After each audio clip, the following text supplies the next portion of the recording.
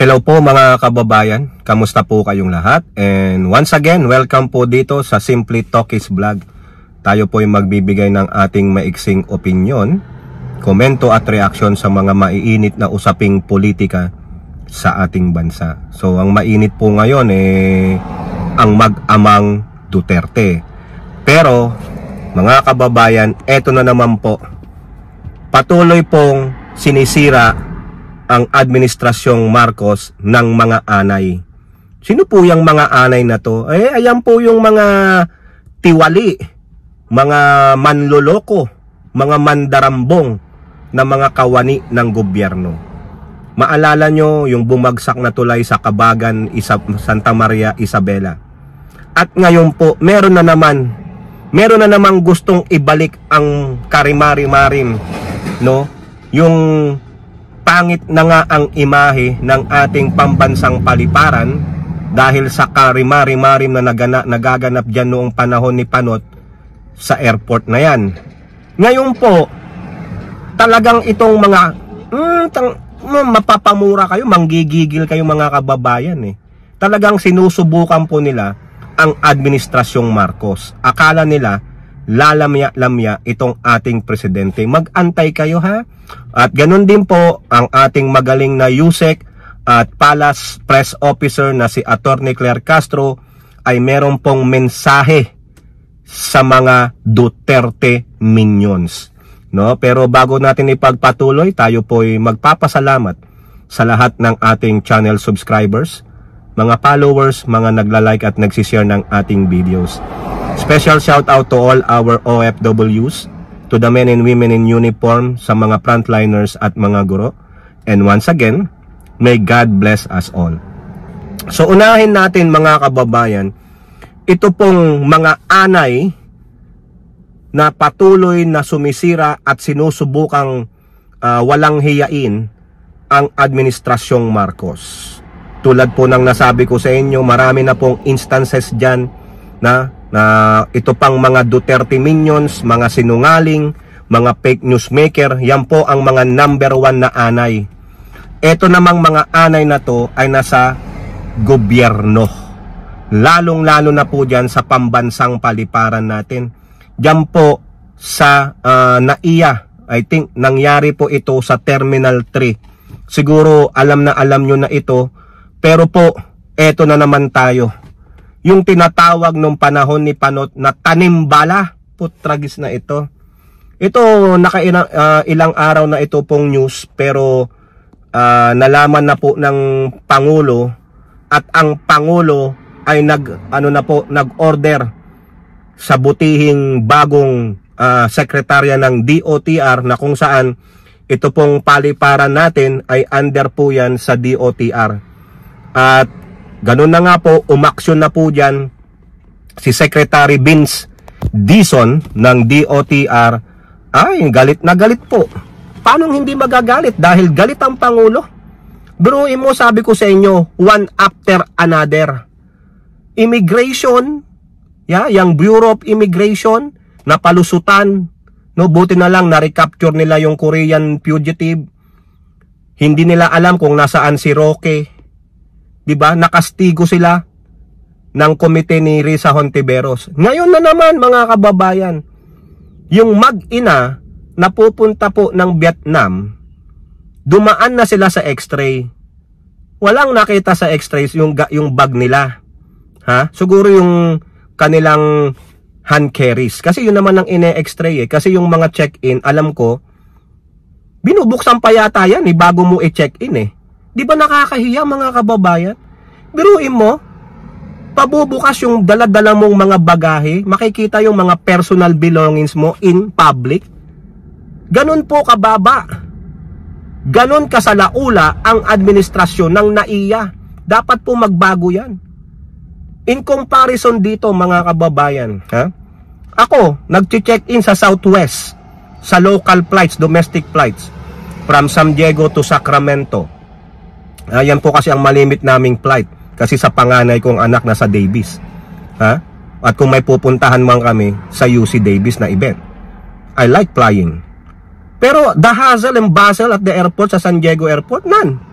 Ang tanging hassle lang na na-encounter namin is going there, traffic kasi ginagawa, ini-expand yung airport. Pero pagdating sa check-in ng luggages, alam nyo yung check-in luggages dito, yung check-in yung mga 50-pounder, dalawa yan.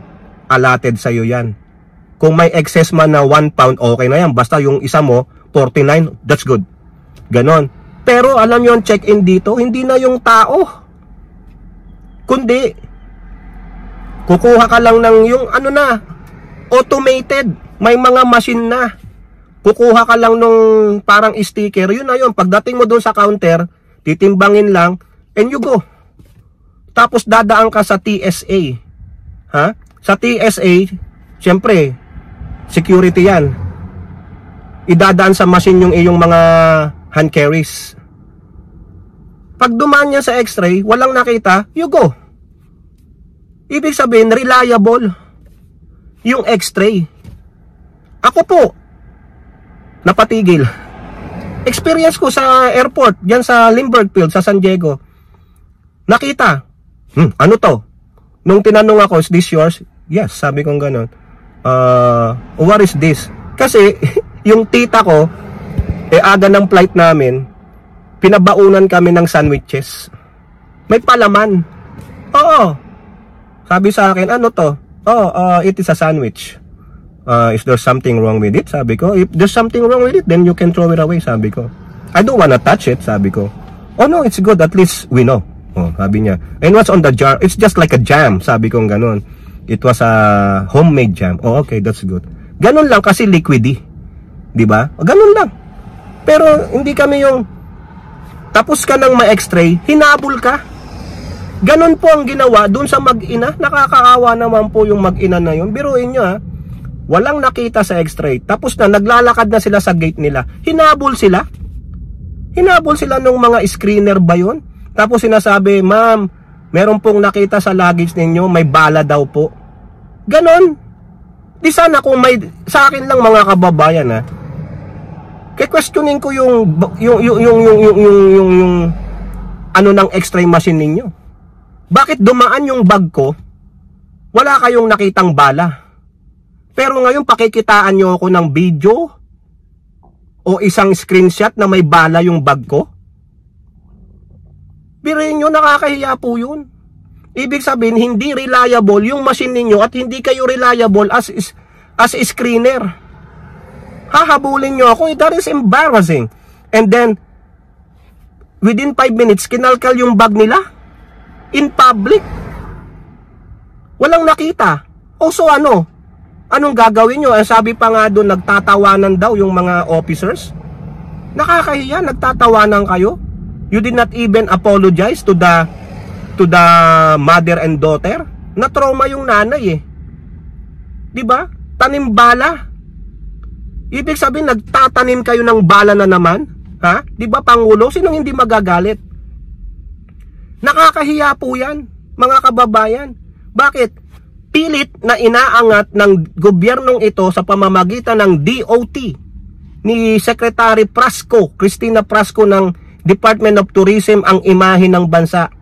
Inaalis natin yung stigma na napaka-worst na airport ang ating bansa. Nasa top 10 tayo ng worst airport dahil nga dyan. Tapos ayan na naman kayo, nagsisimula na naman kayo, DOTR Secretary Vince Dizon, ayusin mo yan. Huwag mong pahintulutan yan. Marami pa rin kartel, mga kababayan. Natulog lang ang kartel, pinalagpas lang si Digong. Tapos eto na naman sila. Baka naman, naimplanta yan ng mga anti-Marcoses. Para lalong sabihin, weak leader. Pero hindi po, sabi ng Pangulo, imbestigahan at managot ang dapat managot. Anong ginawa ni DOTR Secretary? Kudos kay DOTR Secretary. Habang magsasagawa ng investigasyon, yung 30 officer, yung mga nagtawa-tawa siguro, yung humabol dun sa mag-ina, para out, tanggal.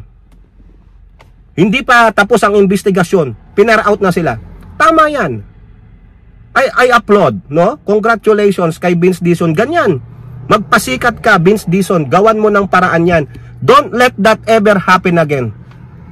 Nakakahiya po ang imahe ng ating bansa. Yung palabas, mga turista o di kaya mga kababayan natin palabas ng bansa at papasok ng bansa. Babalik na naman ba tayo dun sa mga silanrap? Babalutin na naman yung mga ano? Di ba nakakahiya? Di ba? Secretary Vince Dizon, di ba Pangulong Marcos, do you wanna do that?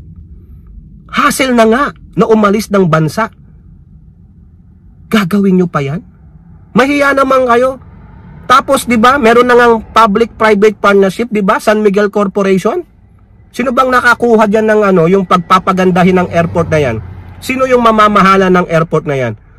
Kung ako sa inyo, request the DOTR to revamp, to purge all those screeners. Alam ko, pinurge na yan ni Secretary Bautista dati. Pero meron pa rin pala. May hindi pa natanggal. Visit. Kung ako kay DOTR, tanggalin mo yung head niyan. All of them. Sisantihin mo sila. Pagtapos ng investigasyon mo, recommend to the President that you will revamp yung screener na yan. Kung hawak mo ang immigration, revamp the immigration. O di kaya sabi mo kay Pangulo, kailangan Pangulo, i-revamp natin to. Meron pa ring mga remnants ng kartel. Meron pa ring remnants ng mga Duterte minions dito na gustong sirain ang iyong administrasyon. Tama, mali. Nakakahiya po eh. Malaking blow na naman yan kung talagang hindi aaksyonan ni DOTR Secretary. Pero mo, tanimbala na naman tayo. Sa akin nyo gawin yan, sa akin gawin yan sa Bansang Pilipinas. Okay, prove it to me, that is mine. Ipa-forensic ko, fingerprint. Kung may nakita kayong fingerprint ko dyan, sa akin yan. Kasuhan nyo ako. Pero kung wala kayong makitang fingerprint yan, I'll see you in court. Oo, tapos palamon ko sa inyo ang balang tinanim ninyo. Maghalo ang balat sa tinalupan sa airport, maski na iban nyo ako sa airport ninyo sa bansa. I don't care. Pero kawawa kayo sa akin, nasabi ko sa inyo. Biruin nyo, gagaguhin nyo, kawawa po yung mag-ina, lalong-lalo na dun sa 64-year-old, oh. Mga hayop, buti na lang talagang pinalagan nila. Eh kung anong gusto, ano ang gusto? Oh, baka pwede na lang pag-usapan. Pera-pera na naman? Pera-pera na naman? Ganon? Hoy, mahiya kayo. Ang hinuhut-hutan nyo ay kapwa nyo Pilipino. Ang ginagawa nyo ay sinisira nyo ang imahe ng bansa, hindi lang sa mga Pilipino, kundi sa mga dayuhan sa international community. Worst airport na nga, dadagdagan nyo pa. Putang ina naman ninyo. Kulang bang sinasahod ninyo? Kung naliliitan kayo sa sahod ninyo, then quit your job. Tang ina. Yung iba gusto lang lumabas ng bansa, magliwaliw. Yung iba tapos ang magbakasyon. Nagbigay na ng economy sa bansa, nagbakasyon eh. 'Di ba? Nagturista sa sariling bansa o kaya mga turista. Tapos gagaguhin nyo pa? Putang ina talaga.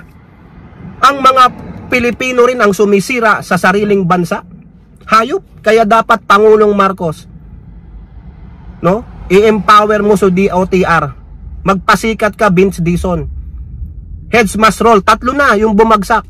Pero laki lang yan, mga minions yan. Hanapin mo yung puno at tigpasin mo.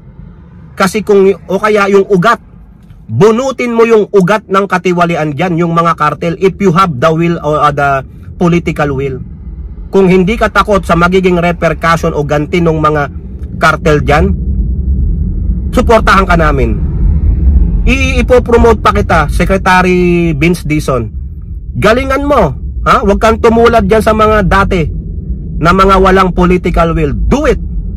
At iaangat kita. Baka kung tatakbo kang senador, eh, maganda yan sa'yo, no? O kaya congressman. Ha? Pangulong Marcos, good job, no? Kasi yan po ang sabi ni Yusek Claire.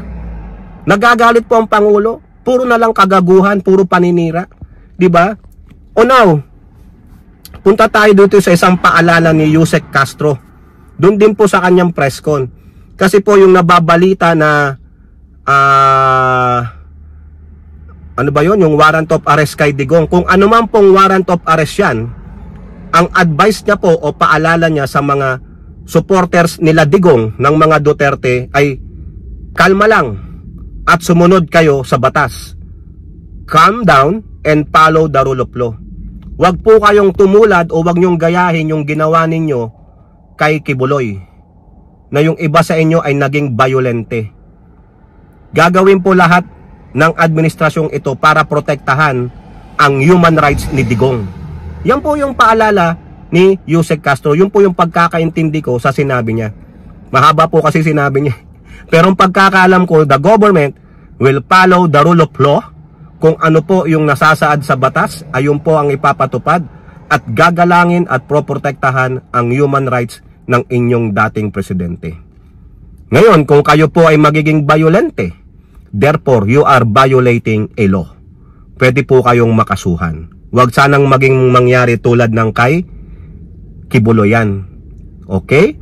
At alam ko, si Digong din, kating-kati na sa ICC. Siya pa nga ang nagsasabi, bilisan ninyo ICC. Handa siyang harapin ng ICC, so don't prevent. Don't do drastic action that will land you in jail and kasuhan kayo dahil you will be violating a law, no? Yung public disturbance, o di kaya magsa-cyber libel na naman kayo. Tigil nyo na yung kahibangan ninyo. Follow the rule of law dahil ang gobyernong ito susunod lang sa ipinatutupad ng batas. Okay? At ang Pangulong Marcos ay namumuno ayon sa batas. Di po ba? O sige, gawin nyo nang gawin yan. Ako, udyukan ko na lang ang Pangulo, magbagsak ka ng martial law. Di po ba? At oo nga pala, ito po yung iniinom ko sa Starbucks ngayon, no? Dahil ubo ako ng ubo, medicine ball. Actually, combination lang ito ng dalawang tea. Masarap po no, may honey na yan, no? So sa mga nasa Amerika, sa Starbucks, medicine ball. Dami ko ng points. Nakakuha na ako ng tasa sa Starbucks. Okay? Kayo po, mga kababayan, ano pong inyong masasabi? Comment down below and don't forget to like and share. Hope to see you in the next videos. Bye-bye. God bless.